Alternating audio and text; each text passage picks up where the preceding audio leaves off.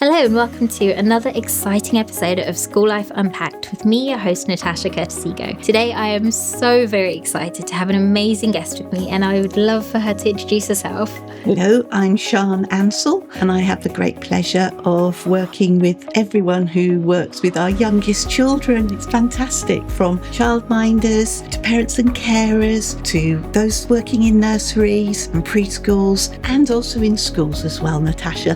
What a job! I know, it's amazing. And you're a repeat customer, I would say. We've had a previous episode together and I'm so excited that we're going to have this episode because today we're going to look at all things about talking. We're looking at top tips for talking in our early years. So over to you, Sian. Okay, well, actually, Natasha, we've just done a really fantastic example of how to do this thing called talking because it's quite a magical, wonderful skill to be able to do. And we would like all of our little ones to become confident communicators. But how do they even begin? You know, if we just think about our conversation that we've just had, you addressed me and asked me questions. Sian, you'd like to introduce yourself? And I had to know what to do at that point. So firstly, I had to think, is Natasha talking to me? Is it to me she's talking? Or is it anyone else in this room? And so I showed that I understood that you were talking to me because I looked at you. So, you know, being able to see the person who's doing the talking is absolutely important. So I need to look and I need to listen to what's being said first thing. That's such a big skill. Then I've got to, once we know, yes, it is to me you're talking to me. I need to then remember what it was you said. Because, you know, actually, if I haven't really listened, I might not remember. So before I can even begin the process of responding to you, I've got to hold on to that information. What's my name?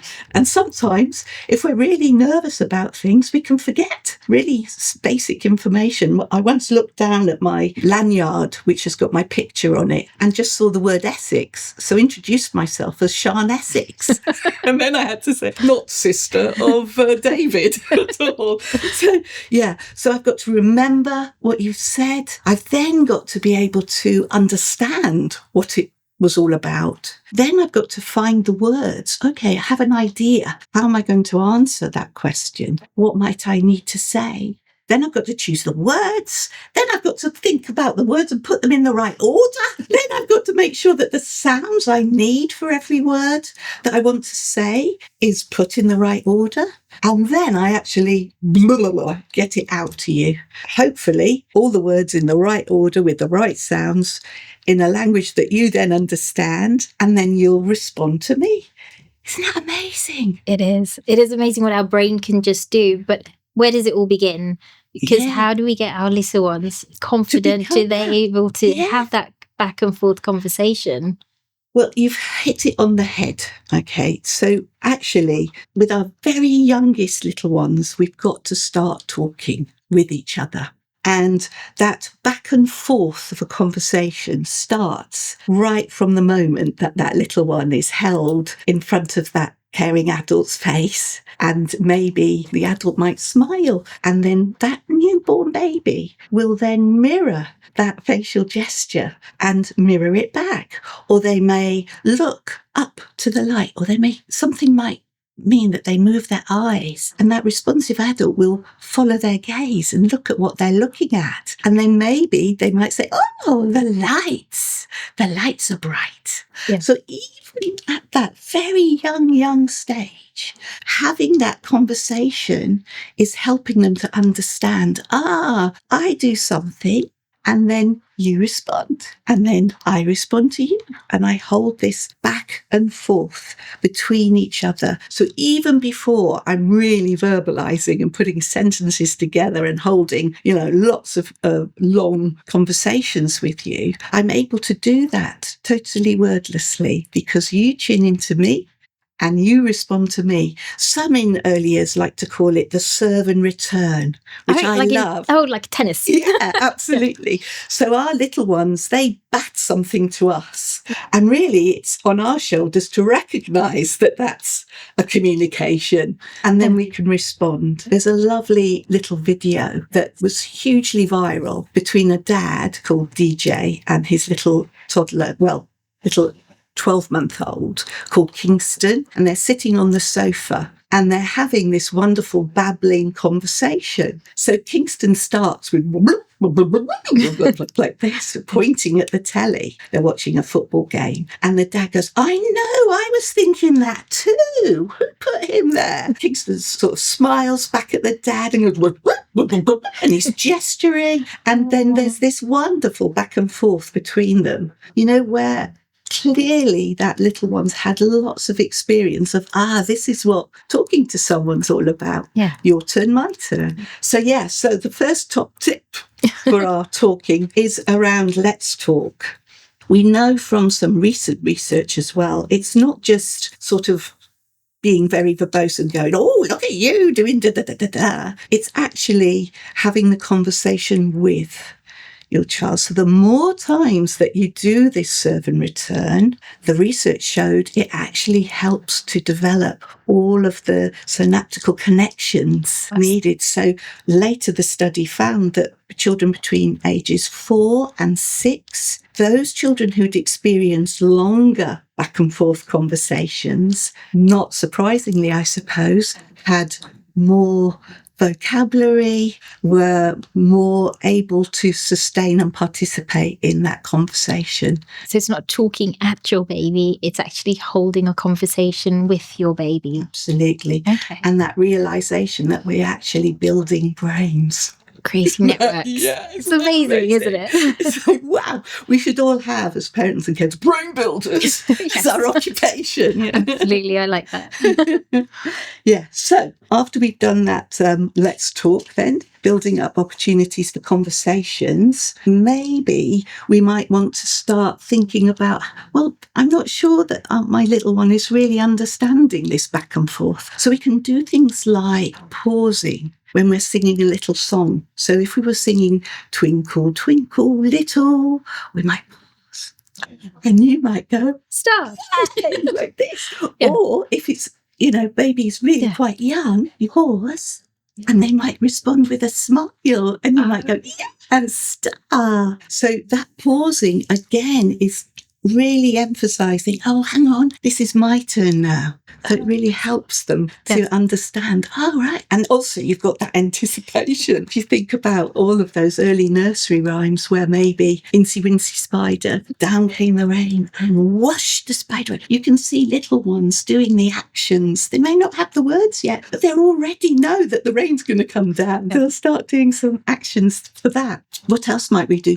Ready, steady, go games are pretty good as well. Ready, steady, tickle, tickle, tickle, tickle, or whatever. Yeah. That's building up that anticipation as well. Yeah. So again, you're engaging your littlest ones and older children in that understanding of, it's my go now. I know what's happening next. That's clever, isn't it? Isn't it? Yeah, we do that as parents without even realising the power of what we're doing. Yeah. It's just singing a little nursery rhyme. Sometimes we might just forget the words ourselves and they'll jump in with that word. We're really helping them to understand conversation and what it's all about.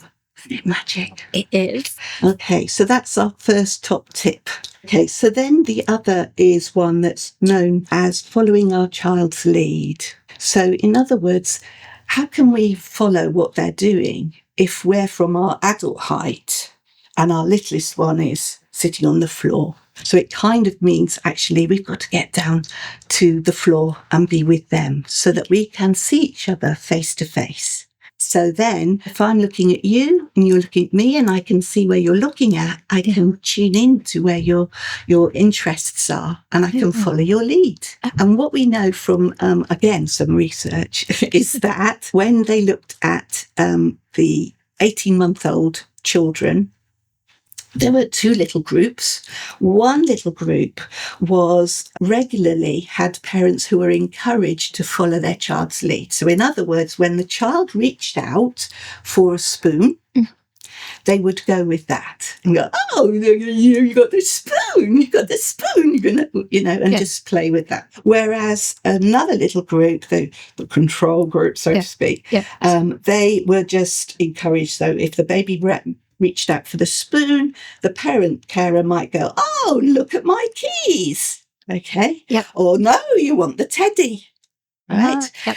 And when they compared those groups, the children whose parents had responded with the interest of the child, they had acquired more language, more words than those children whose interest had been distracted, and they were encouraged to play with something that they weren't necessarily interested in at all. Because what we do know is that when we hear words to do with something that we're really interested in playing with, I'm going to remember it. Of course I'm going to remember it. Because it's got your attention already, so you're now just connecting the dots. Exactly. Oh, I see.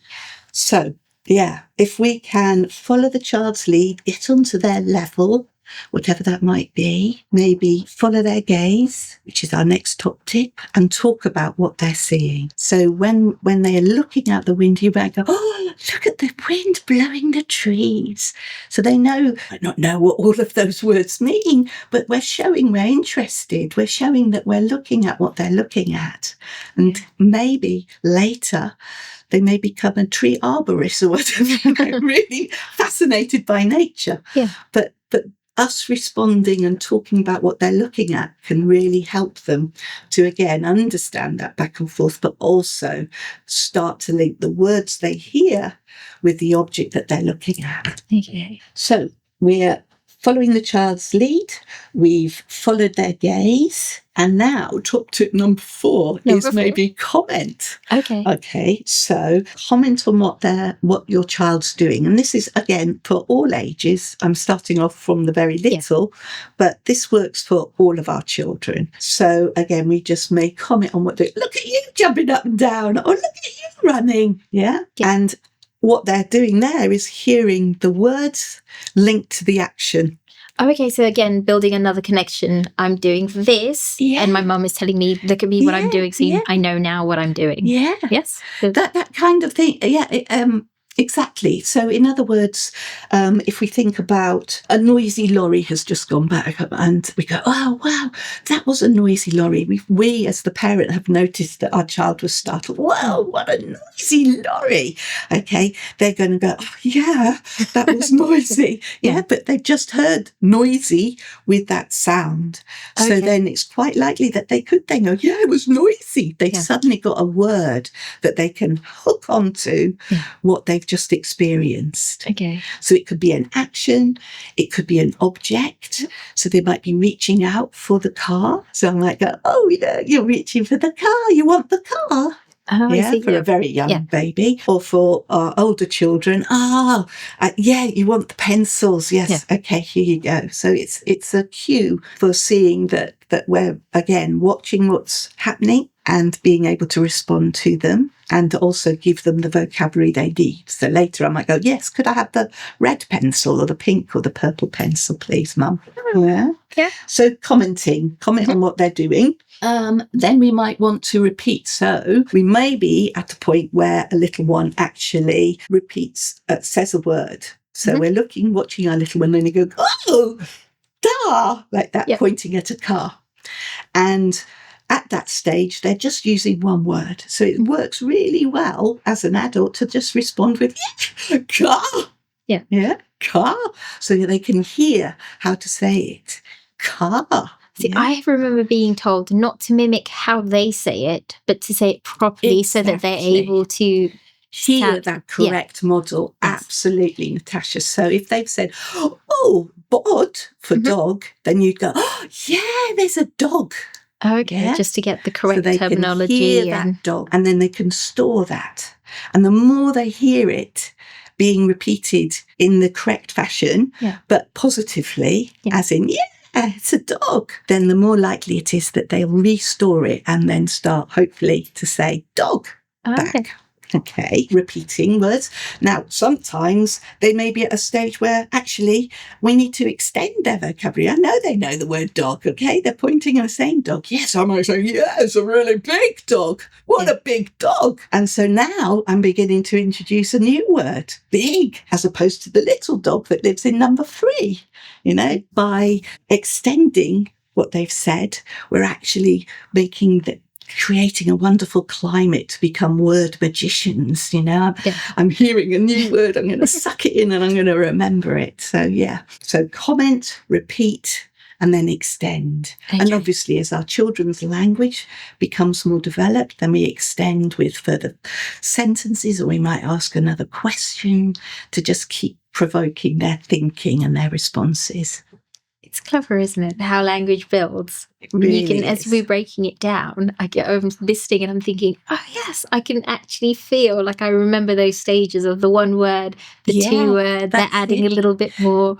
Absolutely. So firstly, our little ones are always really good at naming things. They're interested in objects. Yeah. And as parents, we will just respond with, oh, the car, the duck, the whatever, the bear. Oh, you got your cuddle bear, give him a cuddle. Got the brush. So they start to learn the names for things. And then they start to learn what they're doing with the things. That's quite an important bit, really, isn't it? So those ing words like, oh, you're brushing, or you're eating. Oh, eating it all up. Yeah, hungry baby. Whatever it might be, that's helping them to then understand, okay, so first I can name the thing. Now I've got to be able to say what I'm doing with the thing. Yeah. And maybe I need to describe it. So we start to add describing words. So we might be going, oh, it's a prickly brush. Well, that's tickly. That's a tickly brush, whatever. But absolutely, you're so right. There are real stages from naming to being able to start to have the verbs in there telling us what we're doing with things, to describing the words, to the most important word that a little one starts to learn as well is more. I feel like they learn that one quite early. Yeah, exactly. As well as no. Oh, yeah, no. Stop. Absolutely, yeah. Yeah, and then they start to build up more complex sentences, but joining words are really important, and then that really helps them to build their sentences.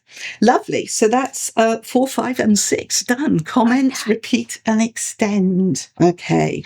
Now then, here's something that we haven't really been doing between us, and that's giving ourselves time. Okay. We've been flowing in our chat, from you to me to me to you. But for our little ones, sometimes when we're in that conversation, I need some time to process, to do all of those things that we talked at right at the beginning. What she said, got to remember, got to think of an idea, understand what they've said, think of an idea, choose my words. All of this is happening in seconds. And so we need sometimes to just slow down between our interactions. So I might have said something and then I'm going to wait a little bit longer, sometimes than feels comfortable.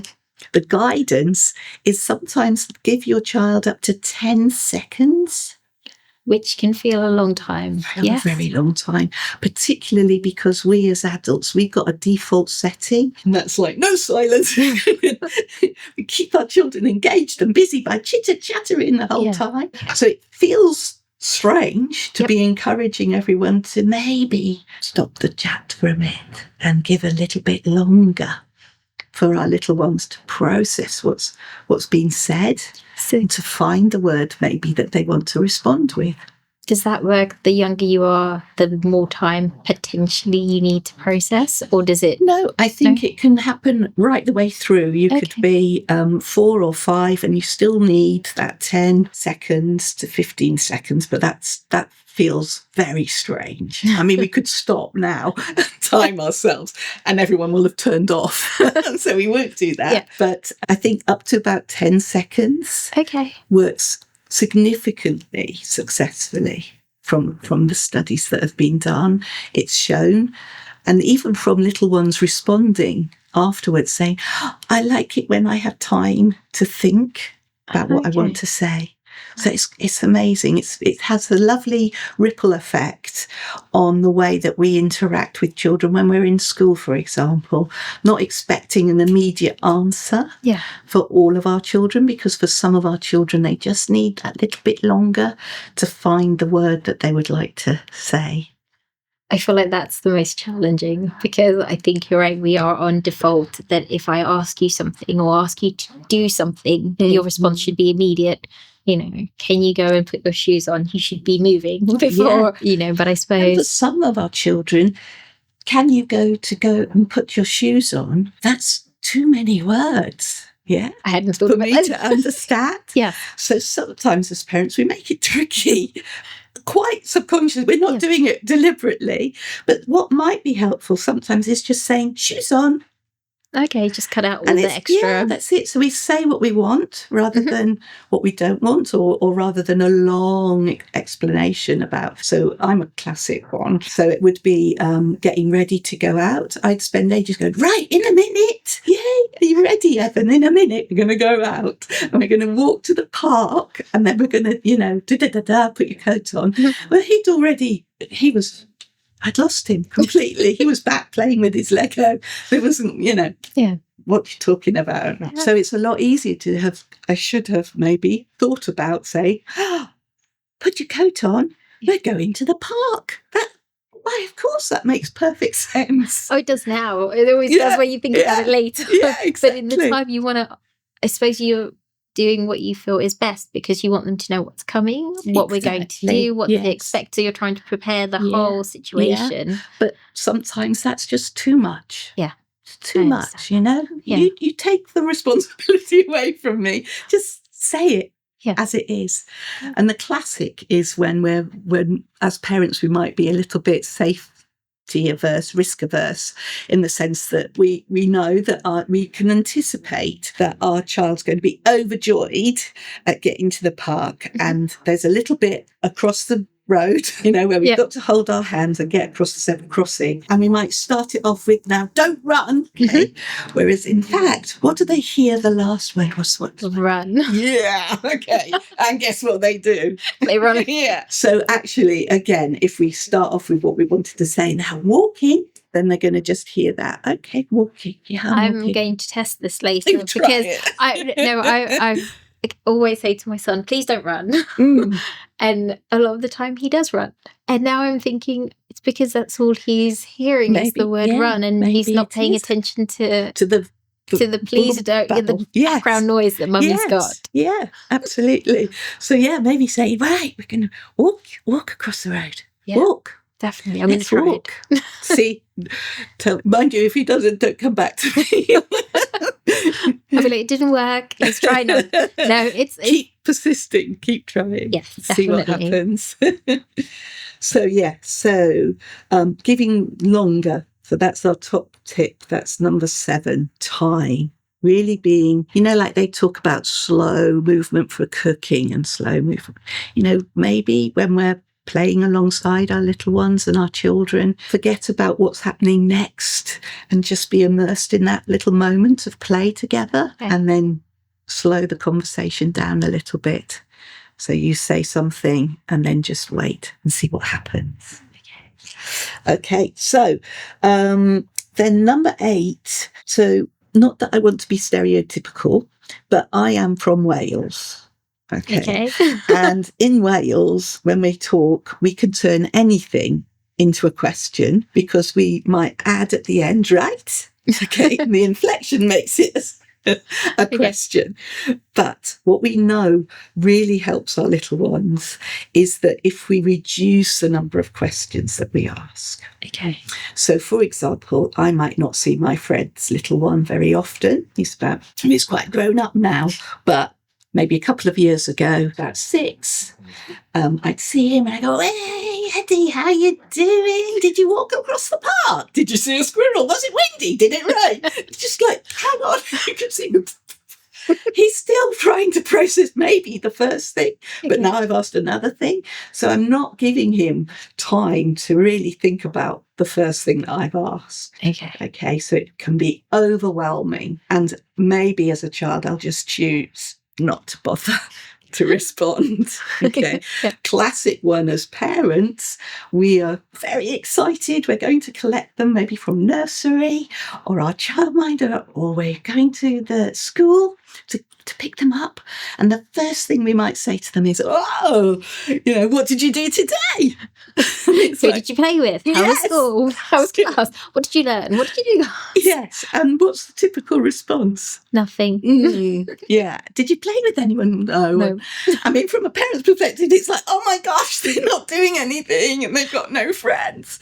I really need to knock this on the head. But actually, maybe it's just, look, I've coped with so much all day. Just give me a break. Don't ask me a question. So this is that time where we can practice that comment, repeat, and maybe extend a bit. Okay. So we might start off with just that little comment like, oh, I think you've been really busy today. There's paint on your shoulder. Now, there may not be any paint. Yeah. But then they might look at, I didn't do painting today. And before you know it, they're telling you what they did do. Oh, okay. Such a clever trick.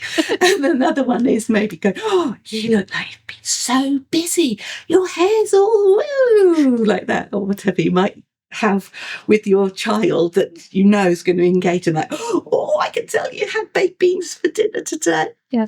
Because you've got baked bean juice just behind here. They can't see behind their elbow. Anyway, and it just means that because you've given them a comment, there's no pressure. I'm not having to reflect on my whole day as such. I'm just naturally in the moment with you. Got baked beans, or didn't have baked beans. I had whereas if I'd said, what did you have for dinner? I don't know, I had this and I had that. And the other thing sometimes is that we might ask the question, and then it's not until after we've got home, we've had supper, we've gone to bed, we might have had a bath first, we've had a story, lots of time together, and then suddenly your child might start crying and go, Natasha wouldn't be my friend today. And you think, why are you telling me now? I asked you way back. But actually it's taken your little one all of that time doing all of the most familiar routines, all of that time to reflect on their day, process what's happened. And now I want to tell you what happened. I feel this is true even up until about 8. Yeah, because absolutely. My daughter does that. We'll unwind and then we'll get to the end of the day and everything comes out. And I will think exactly what you said. Why now? Yeah. And sometimes if you think even now as adults, it takes me maybe some time to be able to address an issue or something, I'm thinking about it and I'm thinking about it. And then I might, an hour's elapsed and another thing. So, my husband's not quite so happy about that processing. But, it takes time, doesn't it? We start to think about things a little bit more reflectively, and then we want to talk about it because now it's important to me. Okay. Yeah, so maybe starting with a comment, that might help reduce the question.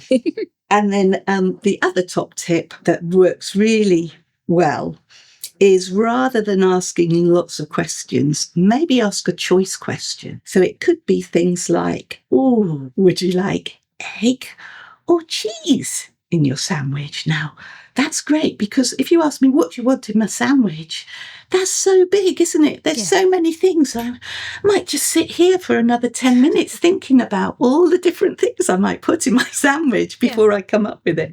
But if you've asked a choice question, it makes it easy for me. I could go, cheese, please. Oh, and whatever else I might like with that. So choice questions are really lovely. Do you want milk or juice? And they get a bit more complex. Yeah.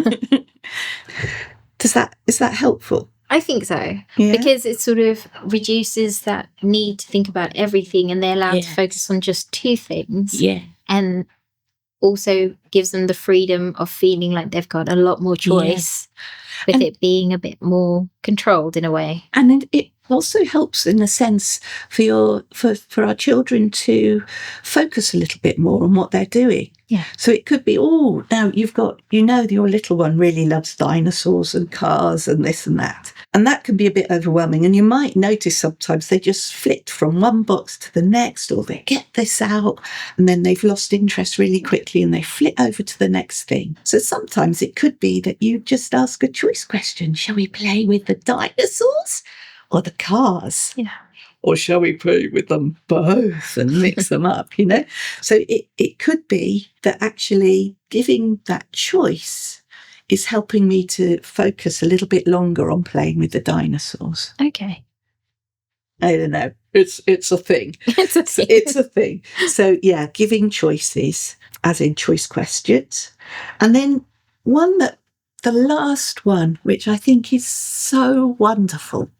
And I really, from my very ancient perspective, wish maybe I'd had a little bit more of when I was little, in the sense of being praised when I'd done a little bit of listening, you know. So maybe I'd been asked to do something and I might have been saying, oh, well done, good girl, you know, off we crack on. Mm-hmm. But maybe if my mum had said, oh, well, that was really good listening. You went and did whatever it was that they asked. Yeah. I might have listened better. You think so? Yeah, I think so. Because, yeah, it kind of helps me to realise, oh, that's what listening's all about. Okay. So, you know, being able to understand what's being said, or maybe I want to express myself. And maybe as a, I don't know, 3, 4, 5-year-old, I'd tell you something. And then maybe rather than just going with what's been, wow, that was a really big thing you just said then. I love that. Thank you for sharing that. And then we crack on and talk about what they've said. That was really good bit of talking. Whoa. Yeah. You're really helping your child and your younger children to understand, oh, this is what it's all about. Because we do know that when our children start to be in an environment where they've got to distinguish between the chatter of all of the children that's in their class and the other adults' voices, who is it that I need to listen to? Yeah, I hadn't really thought of that as a thing you have to learn. Yeah, because ultimately I've got to be able to work out, right, this is the person's voice that I need to listen to. And I need to know what listening's all about. Yeah. So the more I get praise from home, as in, well, that was really good listening. I love the way you put your cup away after I asked you. That was fantastic.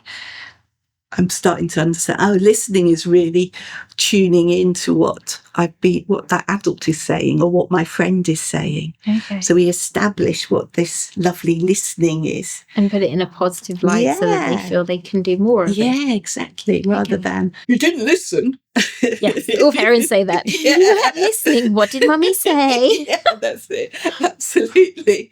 But yeah, so those are the 10 tips for talking. Okay, so the 10 top tips are, if we go through them one more time, are back and forth. Is that our first one? Having a conversation. Talk with babies. Mm-hmm. Talk with our toddlers. And talk with our older children.